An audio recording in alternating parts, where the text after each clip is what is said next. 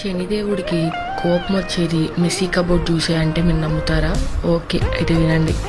మన జీవితంలో కూడా చాలా రంగురంగుల బట్టలు ఉంటాయి. అవన్నీ కూడా మనకి పట్టినా పట్టకపోయినా మనం అలాగే స్టోర్ చేసుకుంటాం. దాన్ని తీసి పక్కకు పెట్టండి. అలాగే జీవితంలో కొన్ని బట్టలు ఎంతో బాగుండి కంఫర్ట్గా ఉందనిపించినా ఎందుకో ఆ సీజన్కి మాత్రం ఇబ్బెట్టుగా ఉంటాయి, సరిపోదు, దాన్ని తీసి పక్కన పెట్టండి. అప్పుడే కదా అవసరమైన బట్టలకి మన దగ్గర చోటు ఉండేది. అప్పుడే కదా పోయిన బట్టలు మళ్ళీ దొరికేది. అండ్ ఆల్సో మన జీవితంలో కొత్త కొత్త బట్టలు స్టోర్ చేసుకోవడానికి స్పేస్ వచ్చేది. ఇది కేవలం బట్టల గురించి కాదు, మన లైఫ్లో కూడా అప్లై అవుతుంది. ఆలోచించు.